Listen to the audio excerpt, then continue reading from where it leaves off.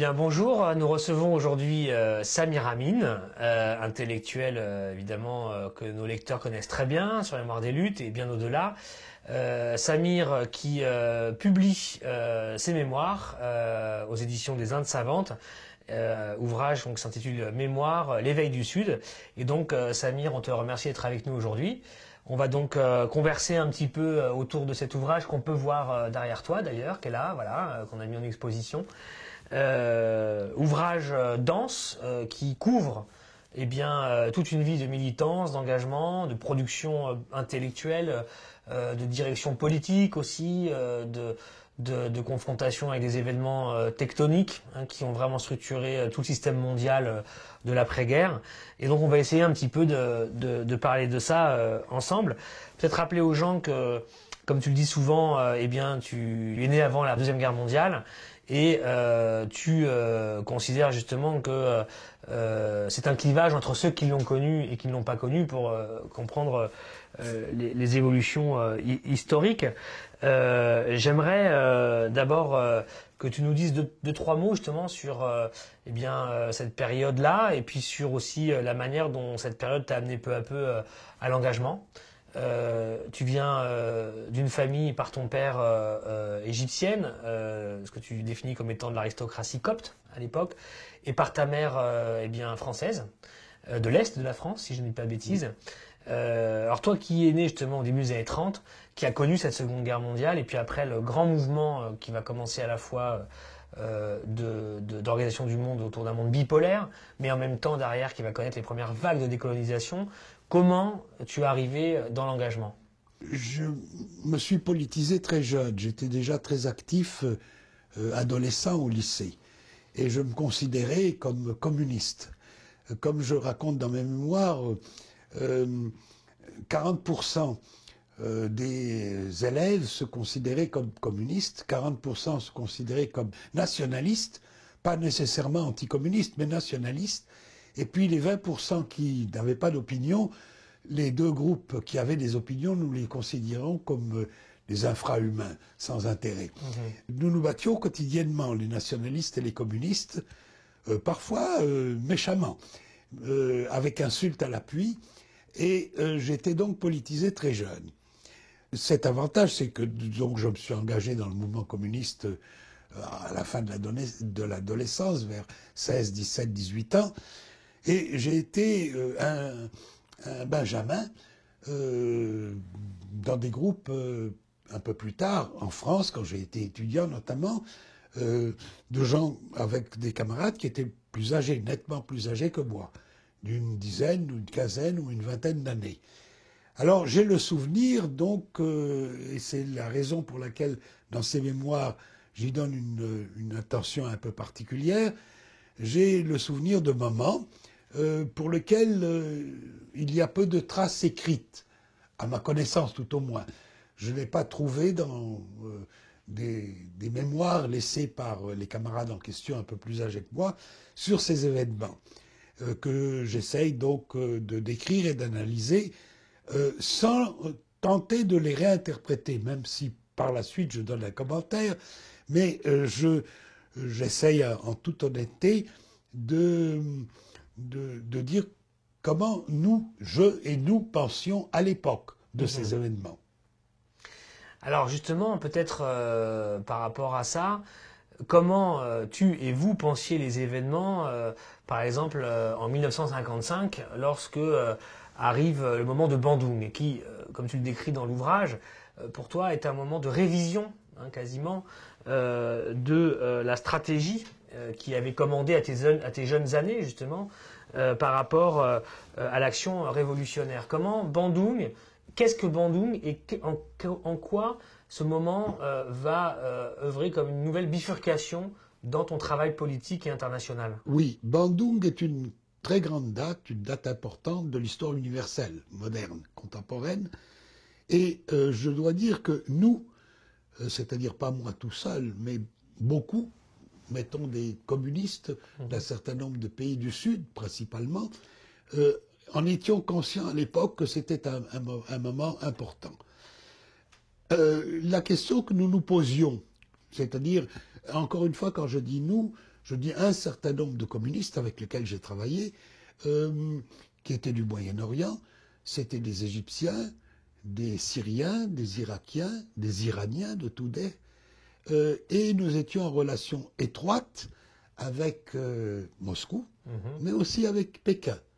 Et nous entendions des choses qui, sans être rigoureusement identiques, ne donnaient pas le même son de cloche.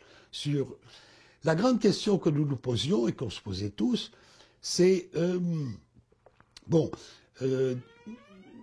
les mouvements de libération nationaux du Grand Sud, qui se développent avec vigueur dans l'après-deuxième guerre mondiale, qui va diriger ces mouvements? Est-ce que ce sont des bourgeoisies qui existent ou des candidats à devenir des bourgeoisies à travers le contrôle de l'État et tenter dans le système capitaliste, avec les moyens du capitalisme, de négocier dur et de se faire une place et de s'imposer aux impérialismes dominants comme partenaires devenant progressivement, dans leur esprit, des égaux. Ou bien ils ne pourront pas le faire, et c'est aux classes populaires. Alors, qu'est-ce que ça veut dire, les classes populaires? Le prolétariat, nous étions communistes et nous étions marxistes, le prolétariat, mais le prolétariat industriel dans nos pays ne représentait pas grand-chose. La grande masse paysanne, mais cette masse paysanne est elle-même très différenciée, qui dans la masse paysanne et comment s'articulera l'alliance avec éventuellement la classe ouvrière? Quel est le rôle de, le terme que nous détestions, la petite bourgeoisie, mais au sein de cette petite bourgeoisie, les intellectuels, l'intelligentsia, pour utiliser le terme russe, qui veut dire autre chose que simplement, c'est pas les diplômés de l'université, mais ceux qui, ayant acquis des connaissances, prennent position et activement pour un renouveau des mouvements populaires et des mouvements populaires les plus radicaux et adhèrent par conséquent, ont tendance à aller facilement vers le communisme, vers le marxisme. Bon, qui va diriger cela? C'est là que je raconte l'histoire de Moyen-Orient, une première expérience, 1950 en France, l'histoire d'étudiants anticolonialistes, une première expérience en France, même antérieure, 1948-50, dans laquelle c'était la question que nous nous posions. On n'était pas très bien compris des communistes occidentaux, en l'occurrence, par exemple, du Parti communiste français, puisque nous étions membres du Parti communiste français. À l'époque, tout communiste, où qu'il soit dans le monde, devait être membre du parti du pays dans lequel il vivait. C'est-à-dire que l'esprit internationaliste existait. Hein. Ça allait de soi. Ça allait de soi. On ne posait pas la question, est-il national ou étranger? Ça allait de soi. Mais les opinions n'étaient pas nécessairement les mêmes. Et je dois dire que dans le Parti communiste français, nous étions très mal compris, notamment par les directions étudiantes de l'époque, par les directions des sections 5e et 6e, par la Fédération de Paris, à l'époque c'était la Fédération de la Seine, ça s'appelait, mais Maurice Thorez, lui, avait une vision plus large, meilleure. Et quels étaient les points de mésentente ou d'incompréhension par rapport à la lecture du projet révolutionnaire? Nous étions qualifiés par ses camarades communistes français, mais les autres pensaient de la même façon, hein. Et probablement Moscou, parce que Moscou était très silencieux à notre égard et ne répondait pas à nos questions, n'accusait même pas réception, alors que nous pensions que nous avions à rendre compte, à expliquer nos positions et à, d'une certaine manière, demander est-ce que nous sommes sur la bonne route, hein. Eux pensaient que c'était les bourgeoisies qui dirigeraient. D'accord. Et nous pensions que non. Elles tenteraient de le faire, mais leur timidité, voire leur trahison, apparaîtrait assez vite et que la relève était possible. les Chinois pensaient plutôt comme de cette manière. Et je l'ai raconté parce que une troisième aventure, ça a été la revue Révolution en 1963, alors que le maoïsme était déclaré et que la rupture avec Moscou était achevée. Nous avions été antérieurement à cela, et avant Bandung et au moment de Bandung, avec Chou En-lai. C'était à Chou En-lai, qui était ministre des Affaires étrangères, et aux dirigeants du Parti communiste, que nous envoyions nos commentaires, nos analyses. Et contrairement à Moscou, Pékin nous répondait chaque fois bien reçu, au moins accusé de réception. Mais il ne répondait pas sur le fond. Sauf, et d'une façon très précoce, au moment de Bandung, indirectement, par un camarade chinois qui faisait la liaison avec nous, qui était à Berne, parce que c'était le seul pays occidental où il y avait une ambassade de Chine, et qui venait à Paris de temps en temps, et qui allait ailleurs également, nous a dit Chou En-lai vous dit, mais attention, hein, il vous dit, ne l'écrivez pas. Je l'écris maintenant, hein, mais je ne l'ai pas écrit à l'époque. Ne l'écrivez pas, pensez par vous-même. Ce qui voulait en dire long, en disait long, d'une façon très diplomatique. C'était en 55, c'est-à-dire avant la rupture amorcée en 57 et achevée en 60, clairement, mais avant cela, une vision différente. Ce qui voulait dire la révolution est à l'ordre du jour. À partir de la lutte de libération nationale, on peut envisager, le terme de l'époque c'était la construction du socialisme, je dirais maintenant des avancées en direction d'un socialisme possible, des avancées, mais peu importe les termes. D'ailleurs des idées que Cabral, par exemple, a reprises, hein, et dans la lutte, pas dans des propos théoriques sans lutte. Bon, et puis arrive Bandung. Mais Bandung est suivi par une certaine radicalisation anti-impérialiste de régimes, et je pensais particulièrement à l'Égypte, de régimes, le régime nassérien en l'occurrence, que nous avions condamné, non sans bonne raison. De 52 à 55, le régime nassérien ne s'est pas distingué par son anti-impérialisme. Pas du tout. Et ses illusions sur un développement financé par le capital étranger étaient pleines et entières. Et c'est à Bandung que Nasser a compris. Je crois que Chou En-lai a joué un grand rôle dans son éducation. Là encore, je l'ai écrit maintenant parce que je le sais de source très sûre, le traducteur chinois de l'arabe au chinois et du chinois à l'arabe, qui était avec Nasser. Nasser et Chou En-lai ont voyagé de Rangoon à Jakarta en avion ensemble, et ils ont discuté. Et Nasser a dit à Chou En-lai, l'Égypte n'a qu'un ennemi, c'est la Grande-Bretagne, parce que c'était la puissance occupante encore. Et Chou En-lai a souri, il lui a dit non, l'Égypte a le même ennemi que tout le monde. C'est le chef de file de l'impérialisme, les États-Unis. Et l'Angleterre, la Grande-Bretagne, comme la France par ailleurs, sont maintenant des alliés subalternes, des impérialistes de second rang. C'est votre ennemi apparent, immédiat. Ce n'est pas votre allié, la Grande-Bretagne, mais l'ennemi. Mais ne comptez pas sur les États-Unis pour vous débarrasser de la tutelle britannique et la remplacer par une tutelle qui ne sera pas moins néfaste, celle des États-Unis. Et il l'a compris. Alors nous étions, mais ce n'était pas le seul cas. Ça a été très rapidement le cas des partis basses de Syrie et d'Irak. Beaucoup plus tard, parce qu'il y a eu la guerre de libération, c'était le point de vue du FLN, partiellement, mais ça a été le point de vue de Boumedienne.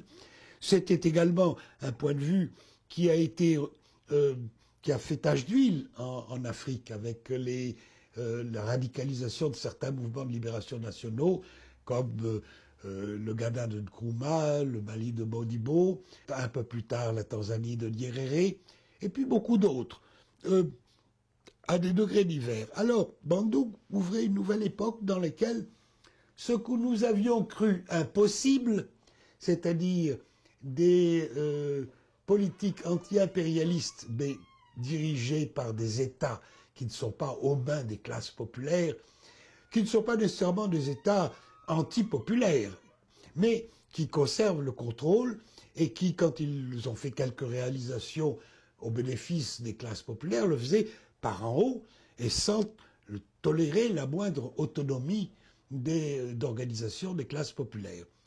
Alors, de nouveau, ça paraissait possible. Mais l'expérience a montré que Bandung s'est essoufflé assez rapidement. Bandung s'est essoufflé, disons, en une vingtaine d'années. Les plus solides ont pu avancer pendant une dizaine, une quinzaine, une vingtaine d'années, guère plus.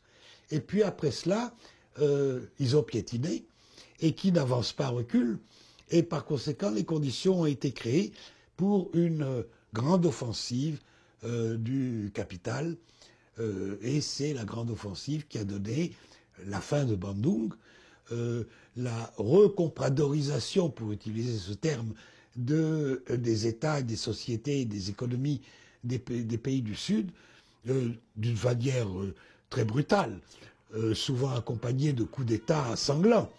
N'oublions pas que quand même, en Indonésie, ça a coûté la vie au minimum 1 demi-million d'êtres humains qui ont été massacrés par Suharto, et derrière Suharto par les États-Unis, par la CIA. On n'a pas entendu de président américain présenter ses regrets pour cette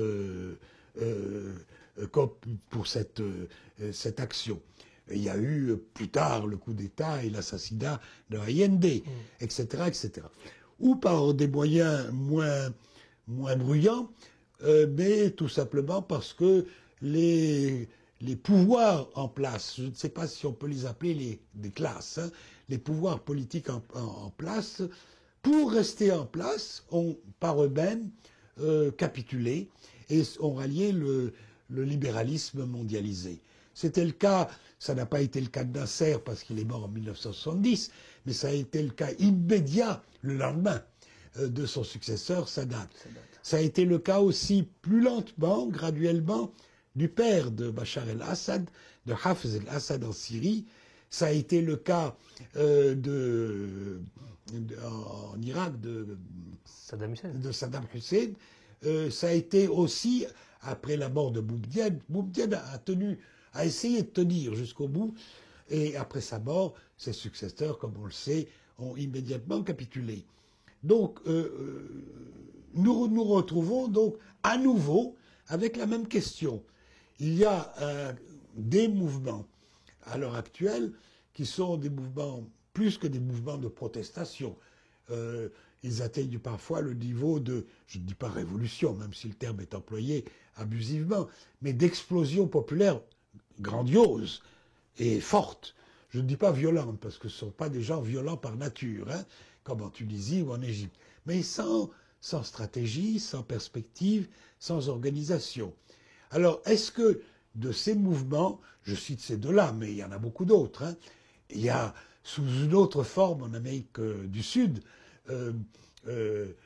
à travers des mouvements populaires qui ont quand même amené des transformations à travers des élections qui ont donné ce qu'elles ont donné. Hein. Ça a donné Lula et le Parti du Travail au Brésil, ça a donné Chavez d'abord tout seul, puis Chavez avec un mouvement populaire, ça a donné Evo Morales, Correa, etc. Bon, avec les hauts et les bas, et peut-être maintenant, en ce moment, les reculs. Hein.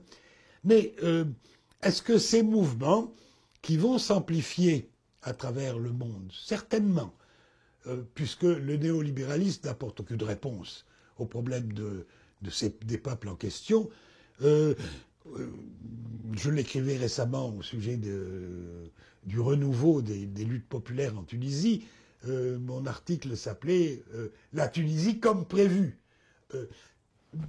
Tant qu'on ne s'attaque pas à la racine du mal, c'est-à-dire sortir du néolibéralisme, de la soumission comprador au diktat du néolibéralisme mondialisé, on ne peut avancer dans la solution d'aucun problème et par conséquent, ces mouvements sont appelés à se renouveler. Est-ce qu'à travers ces renouvellements, ils vont pouvoir penser à nouveau une stratégie avec des premières étapes?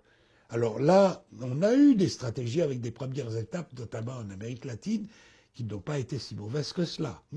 Mais peut-être insuffisantes et ailleurs, on ne la guère jusqu'à présent.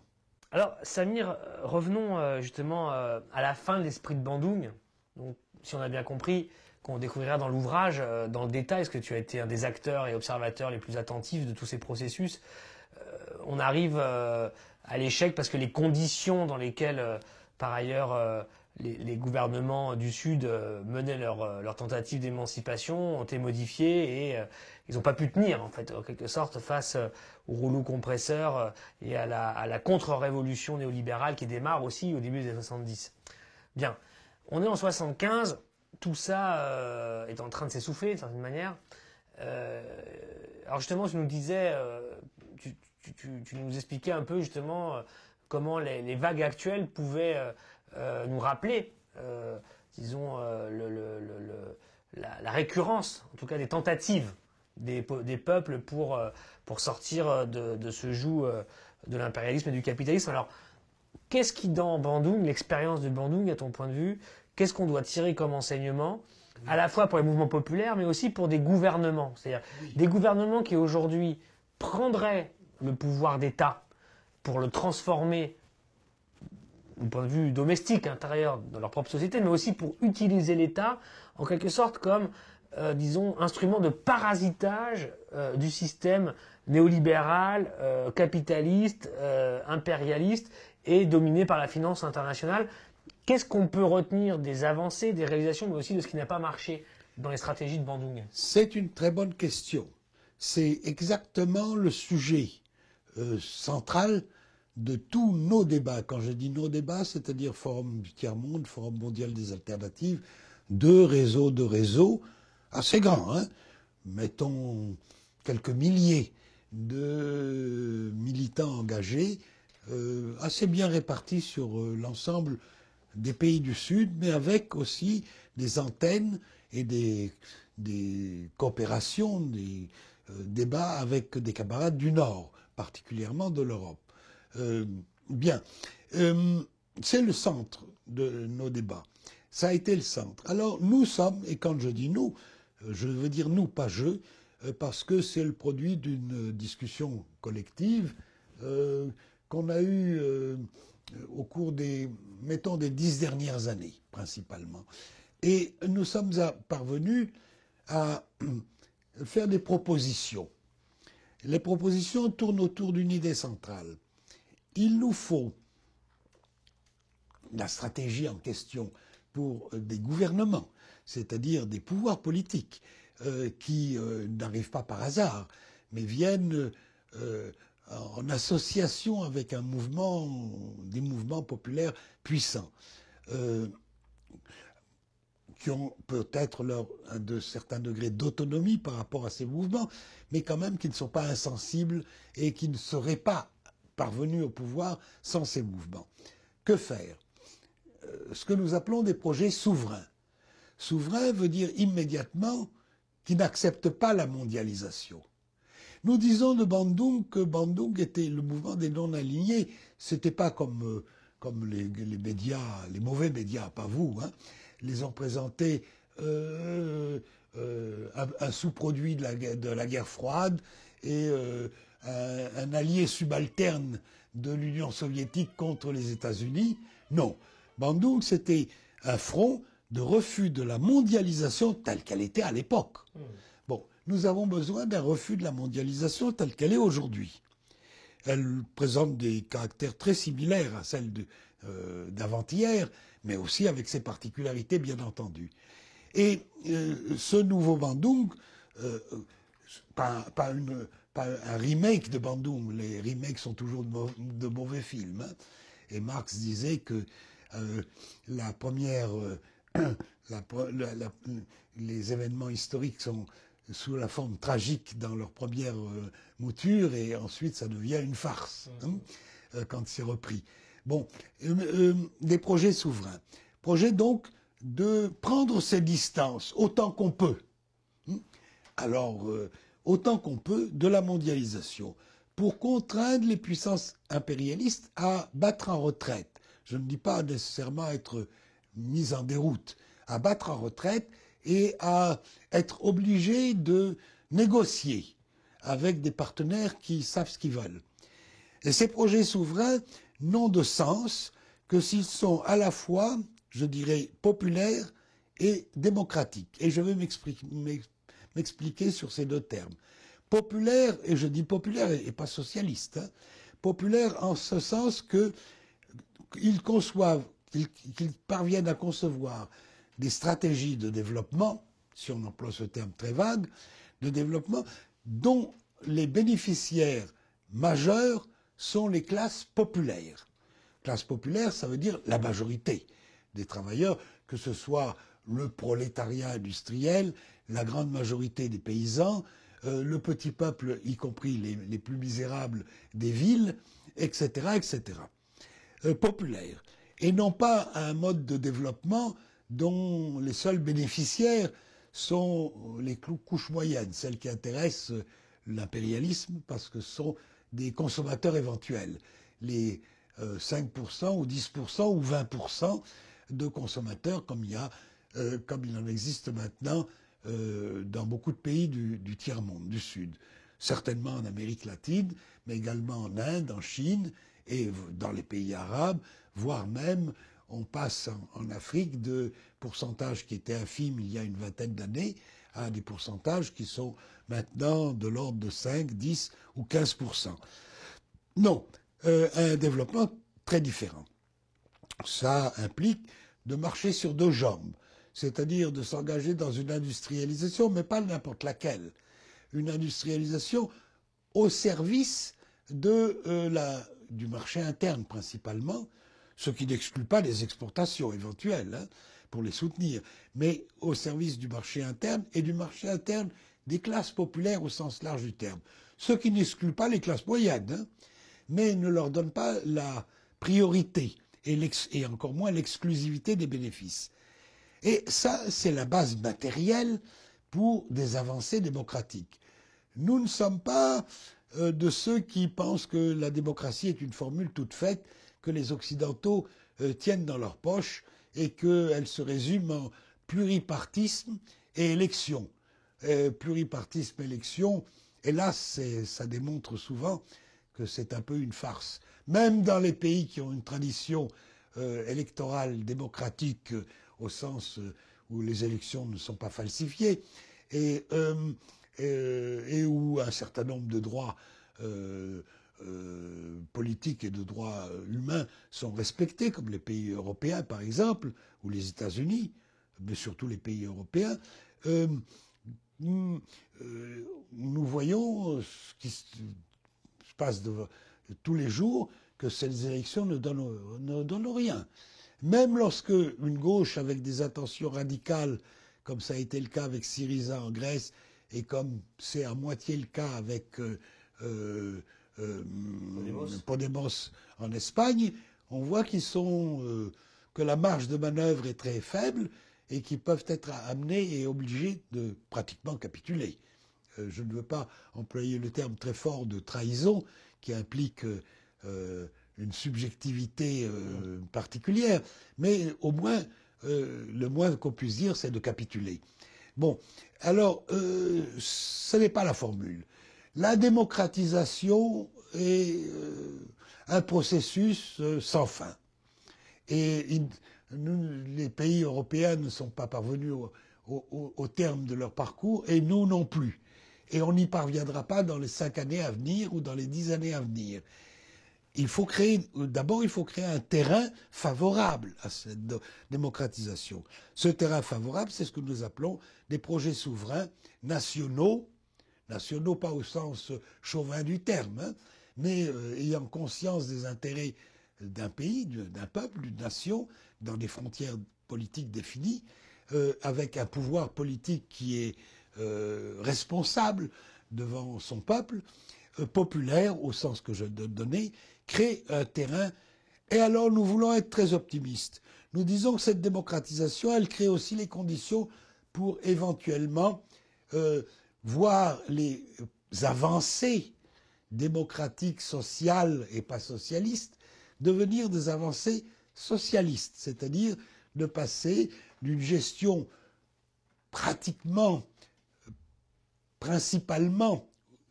capitaliste de forme de gestion de l'économie à la socialisation de cette gestion. Mais dans le cas européen, est-ce que tu penses que ce processus doit s'articuler avec la construction d'un espace politique continental? Je crois que c'est très naïf. Je comprends d'une certaine manière qu'après la Deuxième Guerre mondiale, les Européens aient voulu faire la paix entre eux et qu'on le veuille ou pas, en dépit de grandes différences d'un pays à l'autre, d'histoires très différentes, les unes assez glorieuses et les autres beaucoup moins, en dépit de leur... c'est pas parce qu'ils sont européens, blancs de peau et chrétiens dans leur majorité tout au moins, ou chrétiens d'origine, qu'ils peuvent se sentir solidaires. Je peux le comprendre. Mais le projet européen tel qu'il existe, il n'est pas de cette nature.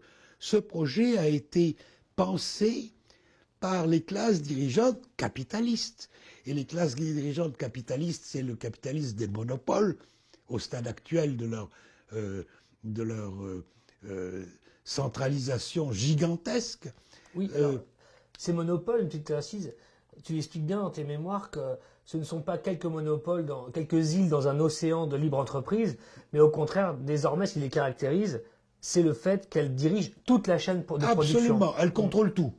Elles contrôlent y tout. compris les petites entreprises. Y compris les petites entreprises indépendantes, y compris l'agriculture familiale, moderne, etc. Et j'en donne des exemples, etc. Et des explications sur ce plan.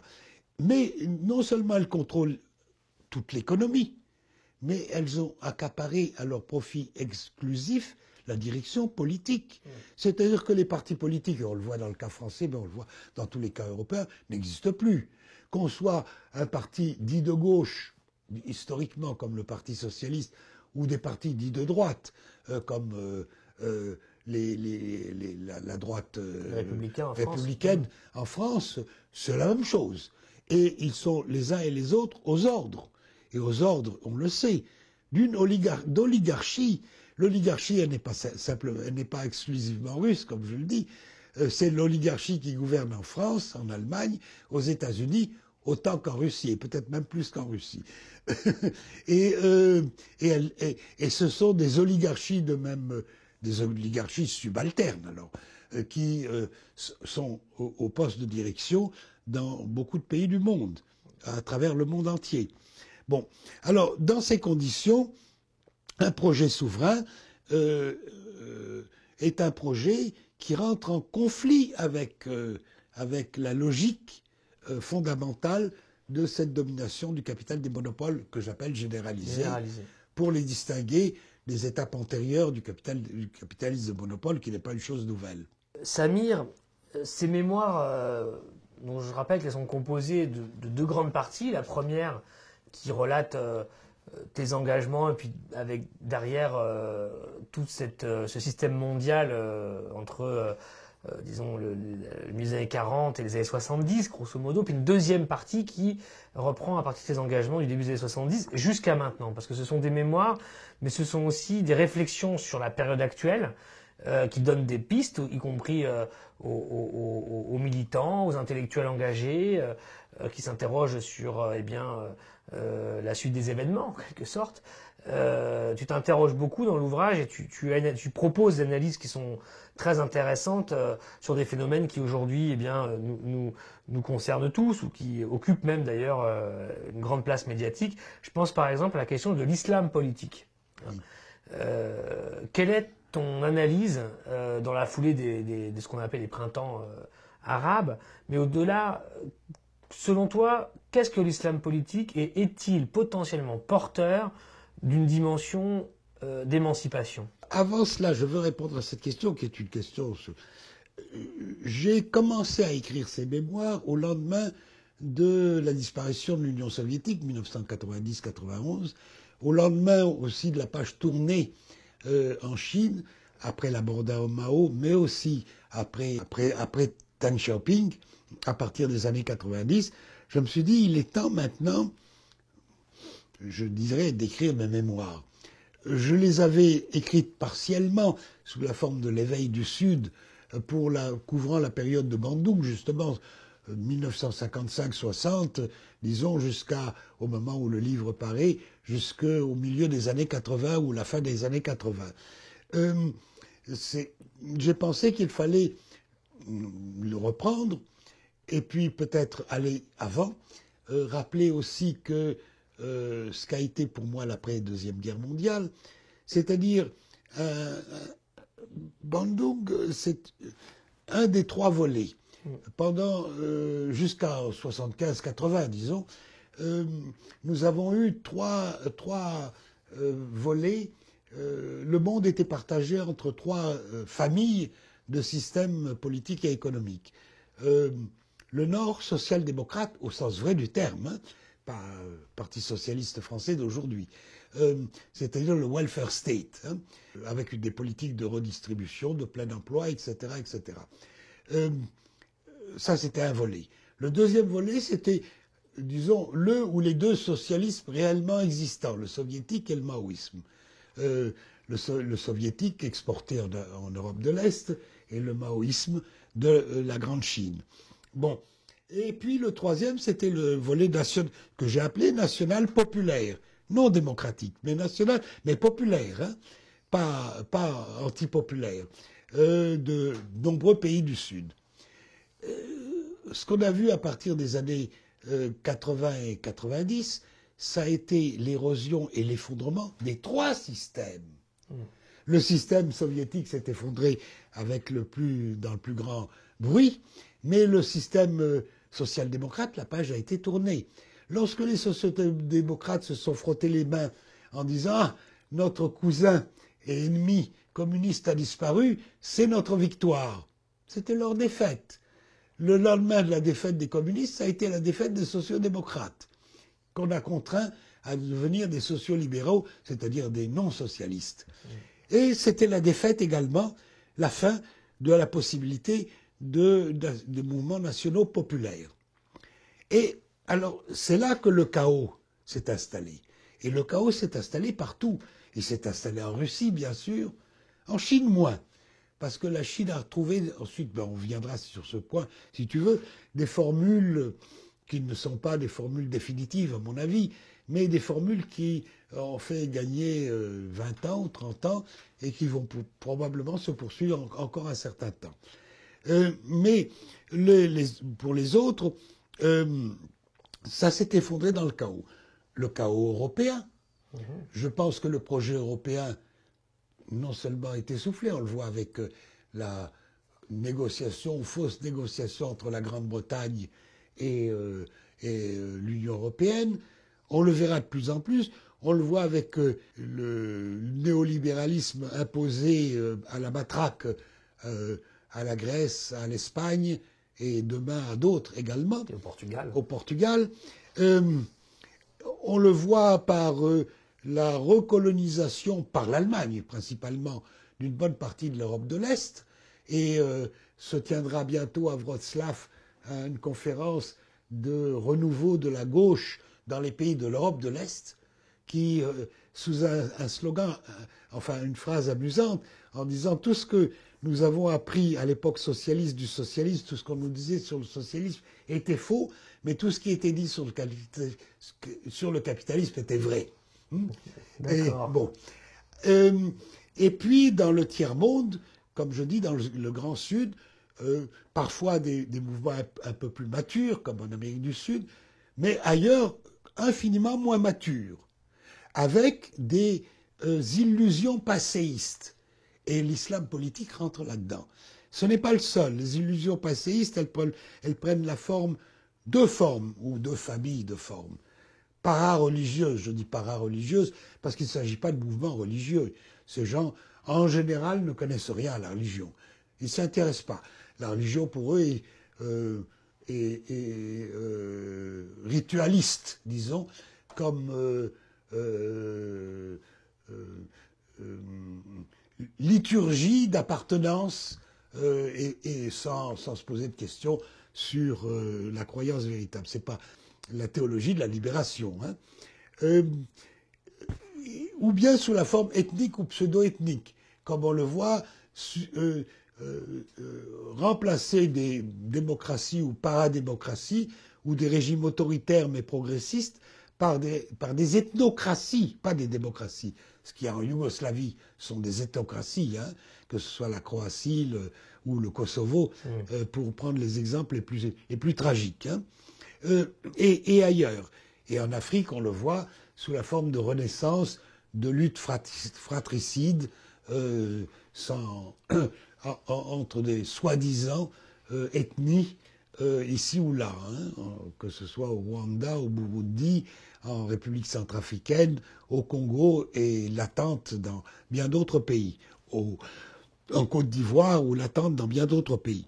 Pour venir à ta question, l'islam politique, c'est une réaction de ce genre, c'est une réaction totalement négative, parce qu'elle associe le pire de deux. D'une part, une soumission totale au libéralisme mondialisé au plan de l'économie. Daesh n'a pas de politique économique. Daesh n'est pas contre faire du commerce, si on les reconnaît, dans les conditions normales du système capitaliste, ce serait ouvert à l'investissement étranger et à tout. Les islamistes, quand ils ont été au pouvoir, comme ça a été le cas pendant une période assez courte, presque seul en Tunisie, ou pendant une période très courte, 1 an, seul par les frères musulmans en Égypte, avaient une politique économique parfaitement réactionnaire et auquel les États-Unis applaudissaient, et l'Europe, hélas, derrière, applaudissait. Alors, ils allient ça avec une dictature pseudo-théocratique, sous la forme théocratique, mais pseudo-religieuse, parce que cette théocratie, quand on regarde Ben Omar du Sahara, là, l'Algérien, ben c'était un trafiquant de drogue, pas plus que cela. Quand on regarde El Maghribi, qui est à la tête de Daesh, il a été protégé par les États-Unis en Irak pendant 10 ans. C'est un criminel ordinaire. Bon, c'est pas des grands penseurs de la religion. Donc, qui utilisent l'instrument religieux pour une dictature sous la forme la plus brutale. Alors, c'est totalement négatif. C'est la raison pour laquelle je ne fais pas, et je ne suis pas le seul, je ne fais pas de grande distinction entre, comme tous ces mouvements, comme les mouvements fascistes d'une manière générale, ils sont divisés parce qu'il y a beaucoup de batailles pour le leadership, et alors ils ont des noms différents. Mais je ne vois pas que Nosra soit différent de Daesh. Et quand, hélas, un ministre français a dit que Nosra faisait du bon travail en Syrie, c'est-à-dire quand il coupait la tête des chrétiens syriens ou des alaouites ou même de musulmans sunnites qui ne leur plaisaient pas en Syrie, il faisait du bon travail. Mais le jour où, bavure, ils se sont attaqués sur le terrain français, alors là ils sont devenus des criminels. C'était pas Nosra, c'était Daesh, donc c'est Daesh et pas Nosra. C'est la même chose. Les frères musulmans, c'est la matrice de tous ces mouvements. c'est l'Arabie saoudite, depuis 1945, pas depuis aujourd'hui, dans la grande alliance entre les États-Unis de Roosevelt et de Saoud à l'époque, hein, lui-même, signé à bord d'un bateau de guerre américain à Jeddah en 1945, c'était « Vous nous garantissez ad vitam aeternam le pétrole ». Bon, la question des prix, c'est autre chose, mais c'est, je dirais presque un détail, hein, c'est secondaire. Vous nous garantissez l'accès indéfini au pétrole, et à nous prioritairement, à nous États-Unis et aux Occidentaux qui voudront bien nous suivre, c'est-à-dire l'Europe, subalterne, et le Japon. Et en contrepartie, vous êtes libre de faire, vous êtes invité même, on vous soutiendra, de faire de votre wahhabisme le moyen de pénétrer tout ce grand monde, cette ceinture verte du monde musulman, du Maroc à l'Indonésie, arabes et non arabes, hein, arabes, iraniens, turcs, afghans, pakistanais, indonésiens, malais, et vous êtes libre de... Et le venin a été introduit. Et il a été soutenu systématiquement. Peu de temps après Bandung, qu'est-ce qu'on a vu? On a vu deux pays, l'Arabie saoudite et le Pakistan, prendre l'initiative de créer le Congrès islamique. Et c'est Nasser lui-même qui a dit à l'époque, mais qu'est-ce que c'est que cette histoire-là? Alors on veut casser notre front du Sud, on veut casser Bandung. Nous sommes alliés et proches des Indiens qui sont hindous et pas musulmans, de la Chine qui n'est pas musulmane et qui se dit même athée. Nous sommes alliés à l'Amérique latine qui sont chrétiens. Nous sommes alliés à toute l'Afrique où il y a des musulmans, des chrétiens et des animistes. Et on veut casser cette alliance, cette grande alliance du Sud, pour lui substituer une pseudo-alliance des pays musulmans sous la houlette de l'Arabie saoudite. Mais jusqu'à aujourd'hui, quel est le pays occidental, les États-Unis ou la France, qui dénonce l'Arabie saoudite? Ça reste un allié privilégié. Du coup, fort de tous ces paramètres, tu ne vois aucune espèce de terrain d'entente ou de... Parce que c'est vrai que souvent, on nous dit oui, mais on peut faire avec l'islam politique dans ces conditions-là. Il faut avoir un dialogue pour pouvoir qu'un jour naisse de cela quelque chose comme la théologie de la libération en Amérique latine. Il y a une théologie de la libération musulmane. C'était Mahmoud Taha, un Soudanais. Il a été pendu par le régime de Louméry sous la dictature de Torabi, que l'on qualifie en France notamment d'intellectuel islamique. C'est pas un intellectuel, c'est un criminel. Bon, bien. Et il y a les musulmans sont des musulmans croyants, sont capables de devenir des démocrates comme des chrétiens croyants le sont. La question n'est pas là. Mais les mouvements qui se réclament de l'islam politique à l'heure actuelle sont des mouvements fascistes. Et je ne crois pas qu'on puisse discuter avec ou espérer des fascistes. Il y a eu des gens assez naïfs ou assez bêtes ou par opportunisme pas toujours très propre, qui ont pensé que quand Mussolini a pris le pouvoir en Italie, ils se sont félicités de ce pouvoir. Churchill était parmi eux. Il a été un ami de Mussolini très longtemps. Hein. Et c'est seulement lorsque l'Italie a choisi tardivement l'alliance avec Hitler, plutôt que l'alignement sur la Grande-Bretagne, qu'il est devenu un ennemi. Même quand Hitler a pris le pouvoir, ou avant qu'il ne prenne le pouvoir, tout le monde n'a pas été antifasciste, n'a pas vu dans l'hitlérisme la bête furieuse que c'était. Et même après, on l'a vu jusqu'à Munich, on a vu les concessions, et qui n'étaient pas des concessions dénuées d'intentions malhonnêtes, c'était de diriger les coups de l'Allemagne nazie contre la Russie soviétique, contre l'Union soviétique en priorité, que Staline a déjoué habilement, à la dernière minute, hein, après avoir tenté, mais très mal reçu, une alliance avec les Occidentaux, qui s'était peut-être, dont la possibilité s'était dessinée un peu avec le Front populaire en France, avec la guerre civile en Espagne et le gouvernement républicain, mais qui ont été bien en déroute. Comment est-ce que tu vois, en tout cas des éléments, l'évolution de ce chaos mondial, de ce système monde en déséquilibre chaotique? Bon, écoute, il y a de ça longtemps, je crois que le livre est paru en 1985 ou 89, peu importe, dans Classe et Nation, la conclusion s'appelait Révolution ou décadence. Et je faisais nous étions au début de la grande crise, hein, la grande crise que j'analysais avec Harry Bagdoff et Paul Sweezy à l'époque, 75-77, comme le début de la longue crise. Hein. On n'a pas attendu 2008 et l'effondrement financier pour parler de la crise. Quand nous analysions la crise de cette manière, moi, j'ai écrit cette conclusion. Et l'idée m'est revenue de retourner à la fin de l'Empire romain. Et j'ai fait la comparaison. L'Empire romain, personne ne parle de la révolution féodale.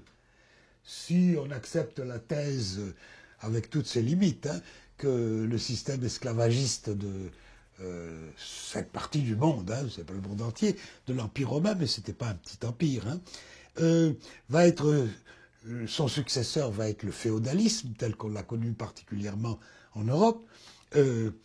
Le féodalisme ne s'est pas substitué à l'esclavage par une révolution féodale, comme le capitalisme se serait substitué au féodalisme par une révolution bourgeoise, et comme on pensait que le socialisme se substituerait au capitalisme par une révolution socialiste.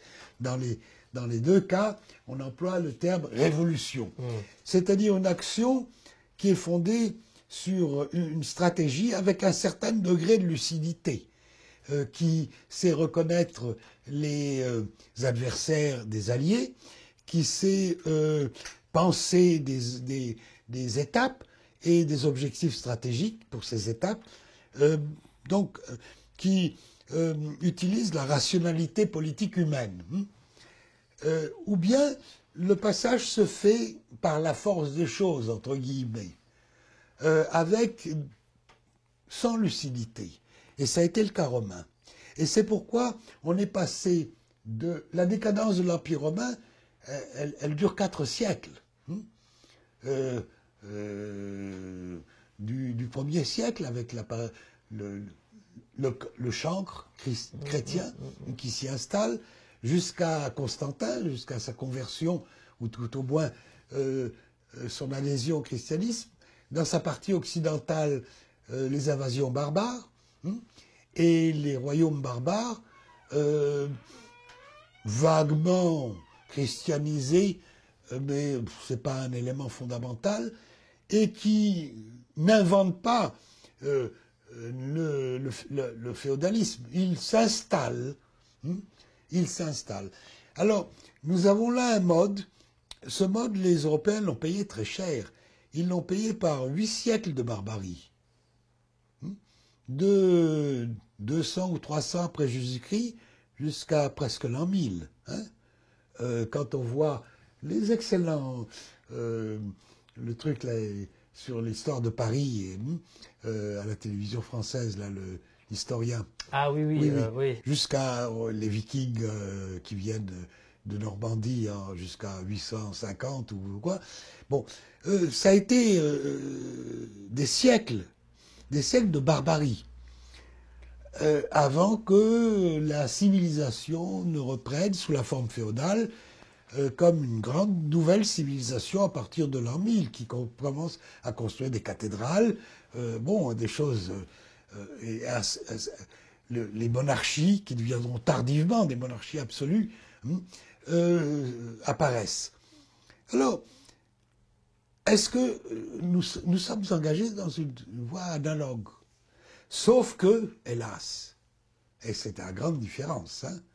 Les moyens de développement, ceux qui sont aussi des moyens de destruction, de nos jours, sont autres que ceux qui étaient à la disposition des invasions barbares de l'époque. Hein. Alors aujourd'hui, et on le sait par, entre autres, l'écologie, c'est l'avenir de la planète qui est en question. Et les moyens de destruction, on le voit à travers le choix des guerres préventives, qui est la stratégie officielle des États-Unis, à laquelle l'Europe subalterne emboîte le pas sans réticence. Hein. Les moyens de destruction aujourd'hui sont gigantesques. C'est-à-dire que les menaces et la réalité... je ne veux pas abuser du terme de génocide, parce que génocide implique, comme Hitler l'avait eu, mais comme les Nord-Américains l'ont eu à l'égard des Indiens d'Amérique du Nord avant, une politique systématique. Mais on aboutit à la même chose, ou à des résultats aussi épouvantables, à travers des guerres sans fin, des guerres larvées, l'islam politique, les ethnocraties, etc., etc. Donc c'est ce chemin, tu verrais donc... Et c'est la raison pour laquelle j'ai écrit aussi un papier, le fascisme qui remonte dans le monde entier. Et quelles sont nos chances, à nous, qui essayons de ne pas être... Alors, qui ne sommes pas des fascistes et qui essayons de ne pas être des barbares? Oui, alors on nous qualifiera facilement d'utopistes. Les bourgeois qui se veulent réalistes, c'est-à-dire le réalisme, c'est comment je peux m'en mettre un peu plus dans ma poche pour les 15 ans à venir, il va beaucoup plus loin. Nous sommes des utopistes. Mais c'est l'utopie créatrice. Hein. Et je crois qu'un être humain qui est un peu humaniste, qui ne veut pas, qui n'accepte pas l'avenir le plus sombre, ne peut que choisir que se battre dans cette direction. Alors, on gagnera ou on ne gagnera pas, j'en sais rien, pas plus que les autres. Hein, mais je crois que c'est la seule raison valable de vivre. Bien, merci Samir. Voilà donc ton ouvrage qui est sorti il y a quelques mois maintenant, hein, aux Indes savantes. Donc on trouvera donc les coordonnées facilement. Mémoire, l'éveil du Sud. Comme on a essayé de le voir, bien qu'on ait parlé que partiellement de cet ouvrage, qui s'intéresse au Sud, mais aussi à tout un tas de questions, de réflexions stratégiques sur tous ceux qui cherchent à construire un autre monde plus juste et plus égal, sur des thématiques transversales sur la base de l'expérience historique qui a pu être la tienne. Et on invite donc les lecteurs et les visiteurs de Mémoire des luttes de se procurer cet ouvrage de Samir Amin. Merci, à bientôt.